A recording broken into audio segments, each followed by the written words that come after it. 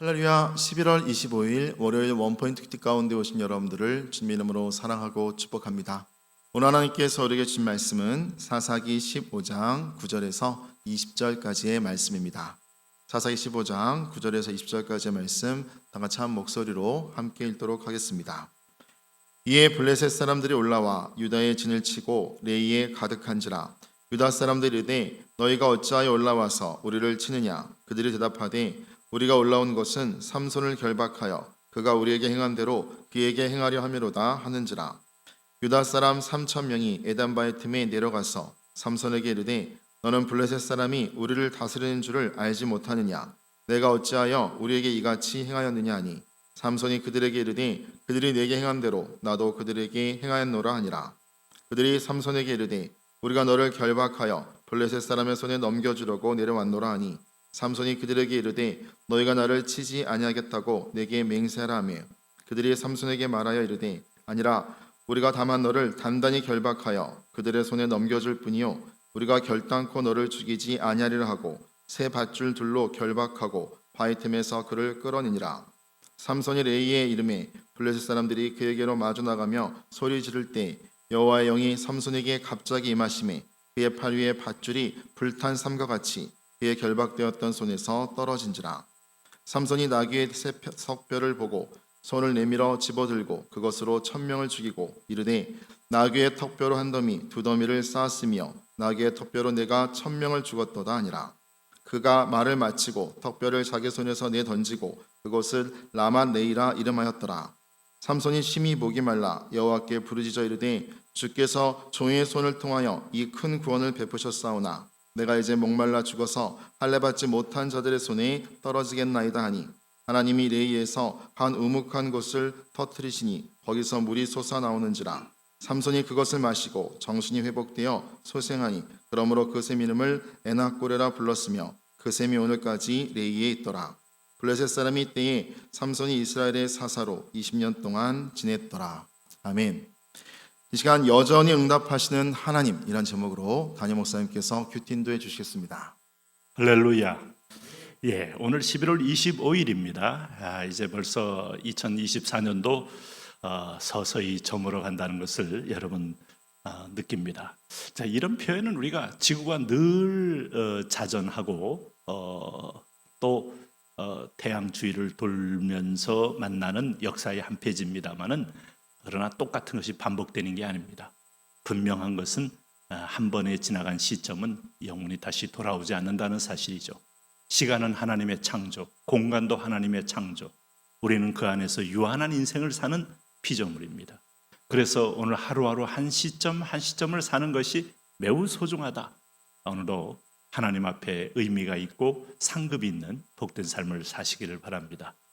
오늘 말씀의 본문은 사사기 15장 9절에서 20절입니다.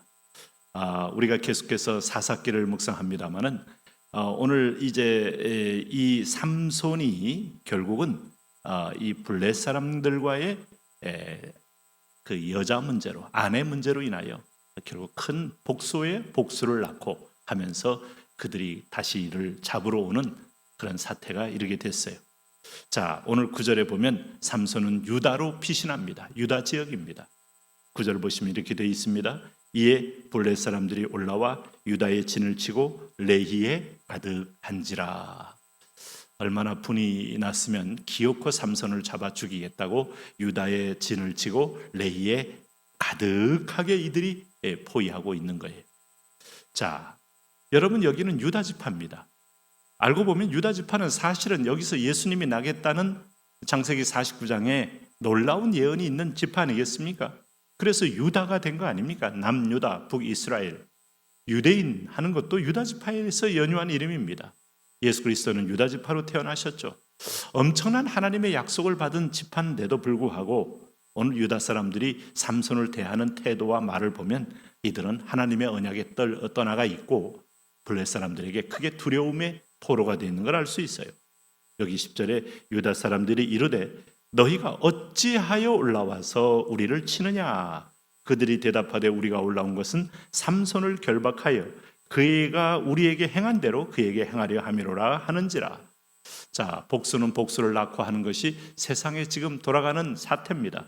여기에 유다 사람들은 갑자기 몰려온 이 블레 사람들에게 깜짝 놀란 거죠. 평안한 나름대로의 조용한 삶을 살다가 오늘 블레 사람들이 오니까 그들은 매우 놀라면서 지금 묻는 거예요. 그럴 때 유다 사람 3,000명이 에담 바이틈에 내려가서 삼손에게 이르되, 자, 3,000명이라는 숫자는 엄청 많은 숫자입니다. 사울이 다윗을 잡으려고 3,000명의 정규군을 보내서 틈틈이 바위를 훑고 굴을 훑고 하는 것들 여러분 아실 거예요. 뭐 가나안 땅은 그렇게 넓은 땅이 아닙니다. 3,000명이라면 한 지역을 완전히 포위할 수 있는 그런 숫자죠. 유다 사람들이 얼마나 두려웠는지 오히려 자기들의 사람들 3,000명을 에담 바위 틈에 내려가서 너는 블레 사람이 우리를 다스리는 줄을 알지 못하느냐 하고 이제 삼손을 만나서 오히려 따지고 있는 겁니다. 내가 어찌하여 우리에게 이같이 행하였느냐 하니 삼손이 그들에게 이르되 그들이 내게 행한 대로 나도 그들에게 행하였노라. 이렇게 해서 한 번의 복수는 더 큰 복수를 부르고 더 큰 복수는 또 다른 복수를 불러오는 악순환이라는 것을 우리는 볼 수 있어요. 인간은 복수로 마음을 풀려고 덤벼드는 것이 악한 인간의 본성입니다. 그대로 놔두면 세상은 망합니다. 그래서 하나님이 복수의 한계를 정하신 거예요.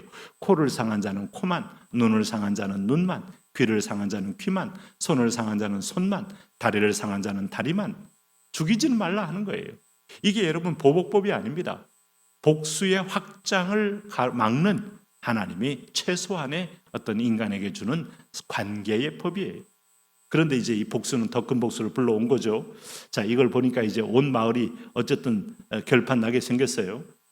그들이 삼손에게 이르되 우리가 너를 결박하여 블레 사람의 손에 넘겨주려고 내려왔노라. 이 점을 보면 유다 사람들이 얼마나 오랫동안 블레 사람들에게 눌려 살고 있는지, 자기의 믿음의 선배인 여호수아가 가나안을 정복했을 때 블레 사람들을 능히 이겨내고 그 땅을 점령했던 그 하나님의 언약의 이 얘기는 역사 속에 아득히 넘어간 거예요. 우리 대한민국이 당나라, 중국 최대의 안정된 정권이고 강력한 정권의 당나라, 수나라. 수나라는 113만 명 중국을 통일한 수나라를 물리쳤잖아요. 이게 여러분 우리가 이 한반도의 거민입니다. 당나라 30만 대군 물리쳤잖아요. 이게 하나님의 은혜와 보호가 함께 있었던 겁니다. 단순히 우리가 물리적인 파워가 아니에요.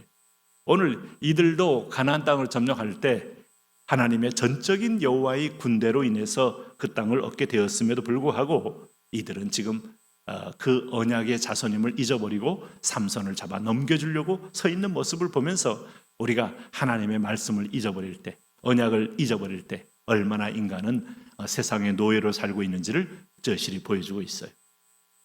그럴 때 오늘 삼손이 그들에게 이르되 너희가 나를 치지 아니하겠다고 맹세하라. 내게 치지 않겠다 하는 말은 이미 삼손은 나시린으로서 하나님의 임재가 있어요. 아마 이 순간은 또 하나님의 임재가 위에서 머물러 있었을지 모르지만, 떠나 있을지 모르지만 삼손은 사실은 이 결박도 풀을 수 있다고 생각이 돼요.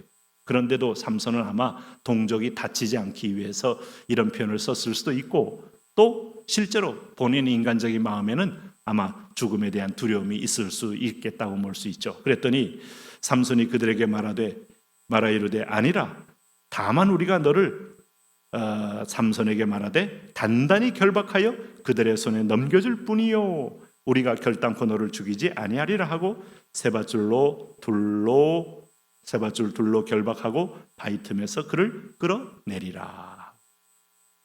죽이지 않겠다고 약속하고 끌어냈습니다. 그래서 삼손은 결박을 당한 채 블레 사람들의 손에 넘겨지게 되는 거죠. 그럴 때 블레 사람들이 그에게로 마주 나가며 소리 지를 때 여호와의 영이 삼손에게 갑자기 임하시매. 구약의 하나님의 영은 일을 할 때마다 또 어떤 특정한 사람에게 사명이 있을 때마다 그 위에 임재하는 겁니다. 굳이 말하자면 오늘 신약의 저와 여러분에게는 성령이 들어와서 우리 안에 내주하는 겁니다. 임재와 내주는 구약과 신약의 성령님이 앞으로 우리를 주도적으로 구원 사역을 이끌어감에 있어서 사역적 차이가 있어요. 오늘 사사시대에는 기드온에게 임재했어요. 오늘 삼갈에게도 임재했어요. 드보라에게도 임재했어요. 오늘 삼손에게도 임재하니까 어떤 현상이 나타나는가 하면 초자연적인 힘이 삼손에게서 나타난 겁니다. 그랬더니 그의 팔 위에 밧줄이 불탄 삼과 같이 그의 결박되었던 손에서 떨어진지라. 참 다행한 것은 유다가 있을 때는 그런 임재가 없어서 삼손은 그냥 나름대로 무력하게 묶임 바 되었지만 블레셋을 만날 때는 강력한 임재로 오늘 불탄 삼과 같이 그의 손에서, 그의 결박된 손에서 떨어졌다 그랬어요. 그리고 나서 삼손이 주변에 썩어서 이제 다 시체가 썩어서 뼈만 남은 나귀의 새 턱뼈를 보고 손을 내밀어 집어들고 그것으로 휘두르 치기 시작했는데 무려 1000명을 죽였다. 어마무시한 겁니다. 네? 여러분 아마 1대 1000이라는 것은 들어본 바가 없을 거예요. 네? 뭐 1대 300 들어본 바가 있지만 1대 1000인 삼손이 보여준 최초의 하나님의 영이 임했을 때 얼마나 슈퍼파워가 그에게 임했다는 거죠. 뭐 하나님의 성령은 우리에게 거룩하게도 하지만 당시에 그가 사사로서 대적을 물리치는 강력한 외적인 물리적인 힘으로 나타난 거죠. 뭐 마귀도 어떤 면에서 귀신 들리면 힘이 세지잖아요. 근데 하나님의 영이 임했을 때 그 힘은 마귀가 준 힘하고는 비교할 수 없을 만큼 1000명을 턱뼈로 쳐 죽일 만큼 강력했다. 이르되 나귀의 턱뼈로 한 더미 두 더미를 쌓았으며 나귀의 턱뼈로 내가 1000명을 죽였도다. 그가 말을 마치고 턱뼈를 자기 손에서 내던지고 그것을 라말레이라 이름하였더라. 여러분 하나님의 영이 임했을 때 삼손은 지금 실수를 거듭함에도 불구하고 하나님의 그를 택한 이후로 그의 영이 떠나지 않고 임재하는 것을 볼 수 있습니다. 오늘 여전히 우리와 함께 하시는 하나님의 의지가 중요해요. 하나님의 의도가 중요해요. 나의 부족보다 하나님의 의지가 나와 함께 하심을 볼 수 있습니다. 우리를 하나님의 의지로 선택하고 의지로 부르신 주님, 연약하고 부족해도 임재하고 계시고 함께 하시는 주님을 찬양합니다. 이제는 순복함으로 주님과 동역하게 하여 주옵소서. 예수님 이름으로 기도합니다. 아멘.